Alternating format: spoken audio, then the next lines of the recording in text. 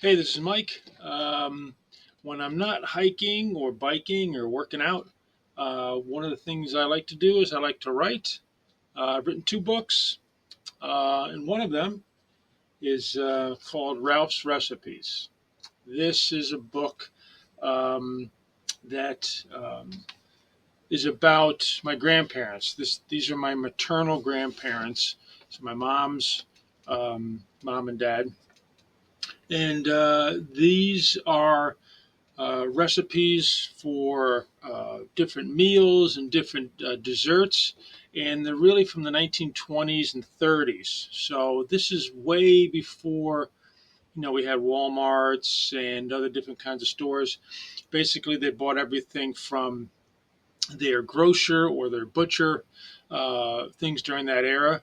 So how I came about writing this book was my parents had passed away, my mom in 2012 and my dad in 2006. And one of the things when your parents pass, you have to, well, we had to sell the house that I grew up in. And I found this ledger back then, and I made it into the book you see on the screen. This ledger is all the handwritten notes and receipts they had back during that time. And they also ran a dog kennel from 1930 to 1947. This is in New Haven County in Connecticut. And it was the longest running dog kennel and boarding school back during that time. And they wrote meals for all the dogs from birth up until 1 year old, and had all the different breeds, over 80 different full breeds. And they wrote in cursive all the recipes to feed the dogs.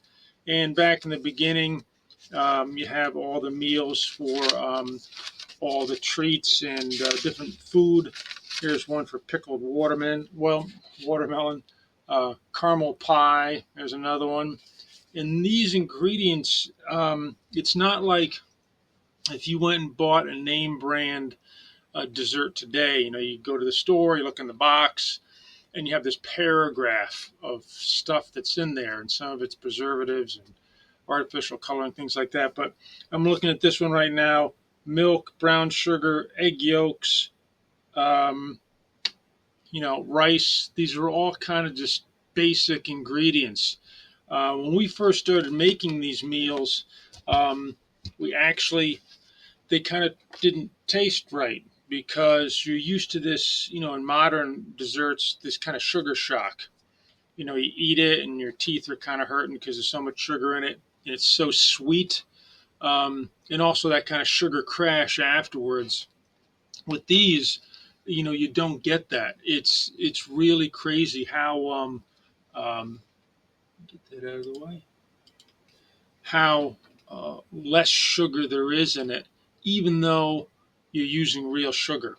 And so I wrote this book, put all these things together, and told the life story of my grandparents, Ralph and Katherine Neville, who were actually born, they have the same birthday. They were born in 1896 and 1897, and they bought a house and raised a family. And the reason after my, I had to sell my parents' house, the reason that I wrote the book was, if anyone's from the New Haven County area in Connecticut, you may remember the 1982 flood that pretty much destroyed a lot of homes, and there was just a lot of damage to the area. We had over a foot of rain in just a couple of days.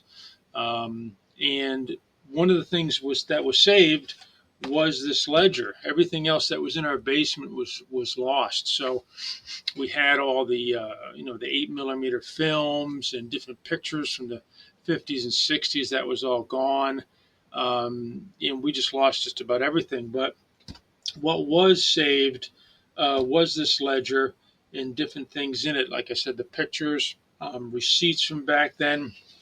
It's so funny. We think of costs from mortgages today. Here's one in 1935. Um, my grandparents paid $17.41 for their mortgage.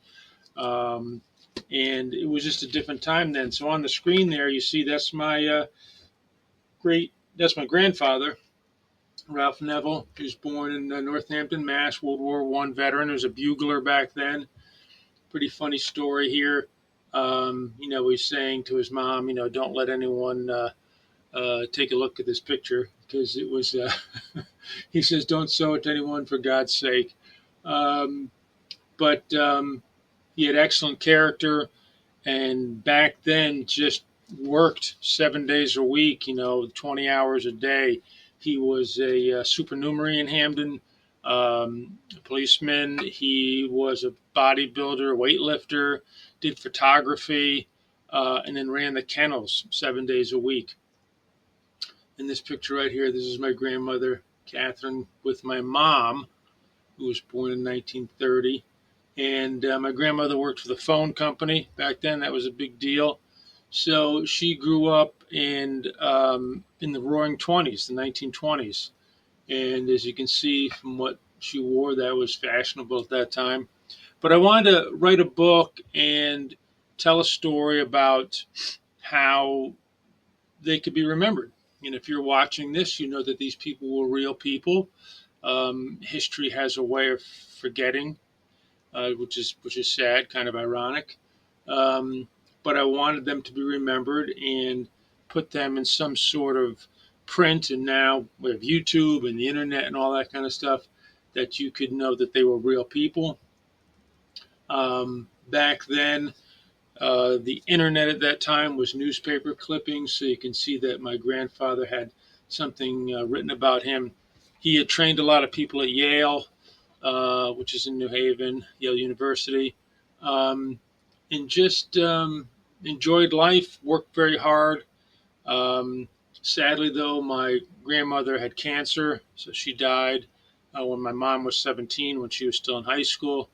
And my grandfather, he passed away when he was 61. So when I was born, they had already died, so I never knew them.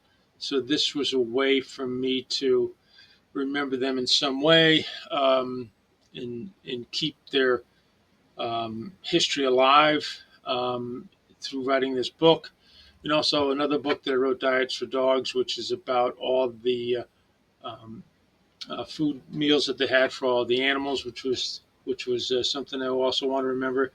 Like this recipe you see right here, this is crumb cake. They actually had more desserts than they had meals. They had a lot of meals with rabbit in it. I guess rabbit was pretty easy to get back then.